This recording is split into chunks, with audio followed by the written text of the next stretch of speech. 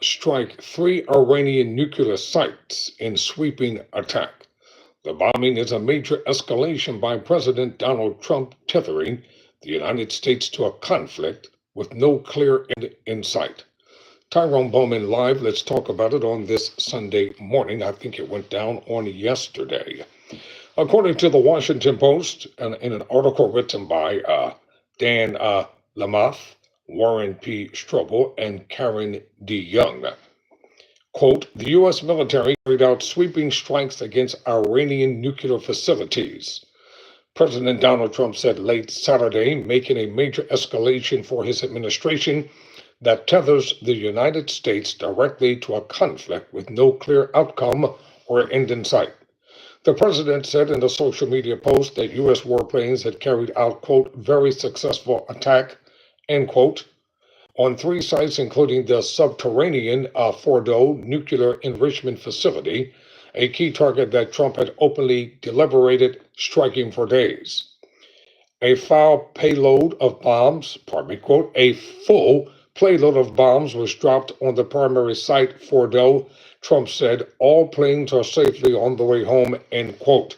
At the White House later in the evening, Trump threatened more attacks on Iran if it decides to retaliate. This cannot continue.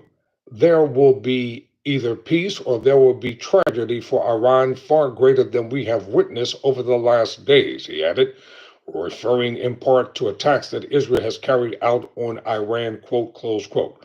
Trump, flanked by Vice President J.D. Vance, Secretary of State Marco Rubio, and Defense Secretary Pete Hegseth, said other targets will be easier to hit if the U.S. strikes again.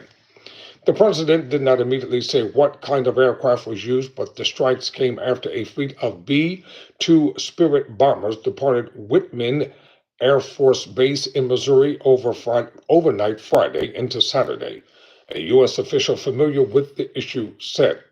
Speaking on the condition of anonymity, because of the sensitivity of the issue. The assault followed days of mixed messaging from the Trump administration. Trump had warned all of Tehran to evacuate, demand the Iranian government, quote, unconstitutional surrender, end quote, and threatened that its supreme leader, Ayatollah Ali Khamenei, would be targeted unless demands were met.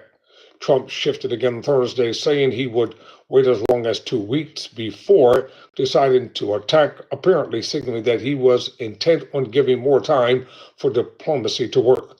While the U.S. and Iran have fought deadly proxy battles for nearly half a century in Lebanon, Yemen, and the Strait of Hormuz and elsewhere, Trump's actions was the first significant U.S. military strike on Iranian soil since the 1979 overthrow of the U.S.-backed Shah of Iran, Mohammad Reza Pahlavi. Trump's decision to enter the conflict raises immediate questions about how Iran or its proxy may react, even as scores of Israeli strikes have left Iranian military's capabilities diminished. Iran has threatened to retaliate against U.S. troops, tens of thousands of whom are deployed throughout the Middle East in countries such as Bahrain, Iraq, Kuwait, Saudi Arabia, and the United Arab Emirates. Two defense officials speaking Friday on the condition of anonymity, as always, because of the sensitivity of the issue, said that U.S. troops remained in a defensive posture in the region as the administration deliberated its next actions. The Pentagon moved additional weapons and resources to the Middle East and Europe, including a fleet of aerial refueling planes and a second aircraft carrier and associated warships, the USS Carl Vinson, with about 5,000 soldiers and dozens of aircraft aboard, was holding in the Arabian Sea as of Friday, defense officials said. The USS Menzies, another carrier, was in the Indian Ocean steaming west toward the Middle East after canceling a port stop in Vietnam. Navy destroyers with ballistic missile defense capabilities also were arrayed across the region and in the Mediterranean Sea. Much of the Middle East has been on edge since October 2023, when Hamas, one of several militant groups backed by Tehran, carried out an unprecedented attack on Israel that ignited the Gaza war and set in motion an audacious Israeli campaign to weaken Iran and dismantle its network of proxies. Before Trump's return to office, the Biden administration had sent Israel billions of dollars in military aid while taking pains to avoid provoking Iran for fear of destabilizing the region. Trump, who campaigned on the desire not to start any wars, had sought to secure a deal with Tehran to curtail its nuclear program. Former Vice President Kamala Harris, during her presidential run, uh, in an effort to defeat Trump, she warned that this was going to happen, but no one listened to her. No one believed her. No one thought she knew what she was talking about. And you know what, Sam? Yeah, I do agree with one comment. This could be the beginning of World War III, and unfortunately, a lot of deaths are going to occur. And a lot of Americans are going to be upset, especially with this current administration. So they should have listened to Kamala Harris. She tried to warn us about everything that's happening today. But people did not want to listen. You know what they were blinded by? Their bigotry, their hate. Yes, they were. Point blank. Just tell it the way it is. You all know I don't mince words over here.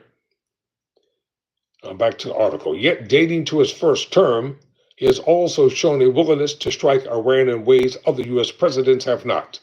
In January 2020, he ordered a drone strike in Iraq that killed Qasem Soleimani, an Iranian general who had for years organized proxy forces to attack U.S. and Israeli troops and interests. Iran responded with ballistic missile attacks on U.S. military positions in Iraq, injuring dozens of U.S. troops, but not causing any fatalities.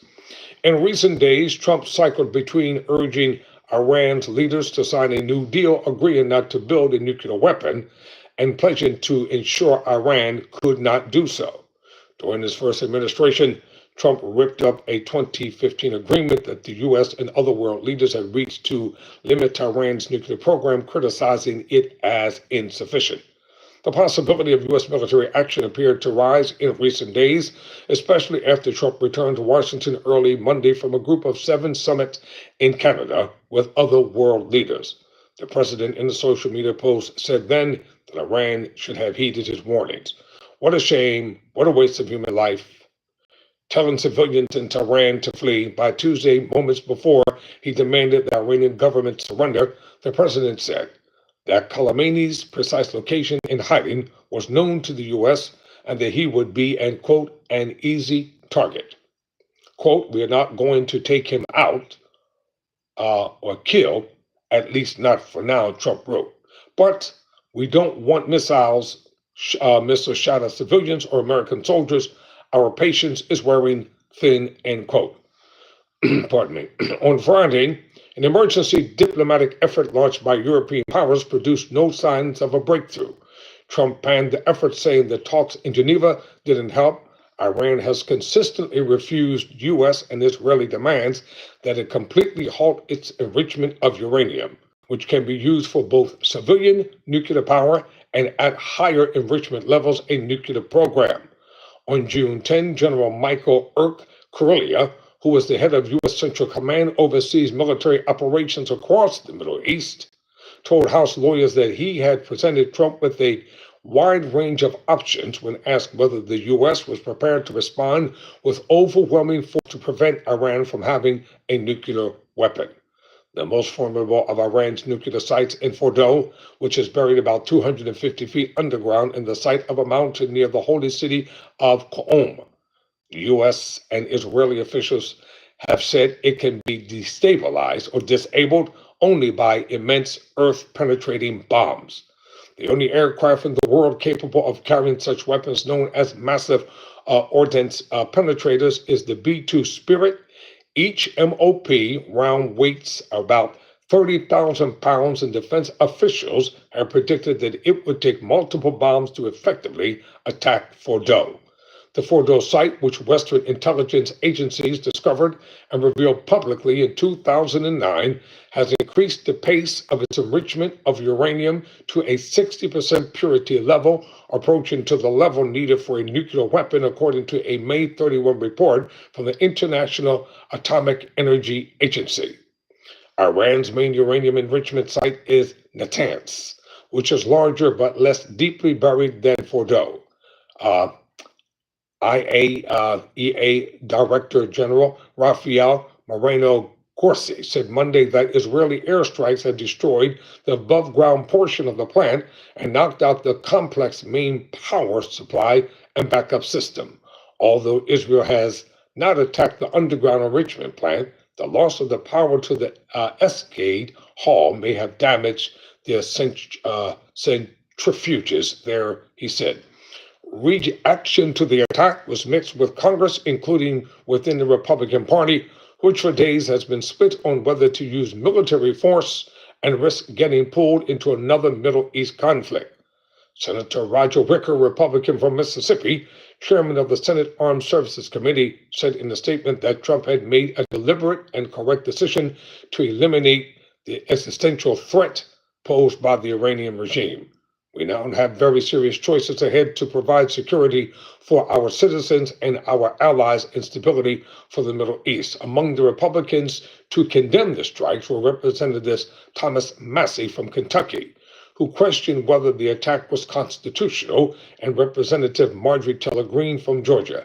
Every time America is on the verge of greatness, we get involved in another foreign war, Greene posted on social media, adding that Israel is a nuclear-armed nation, and that is not our fight. And that is true. Israel does have nuclear arms, and they're well capable of destabilizing any nation that poses a threat to them.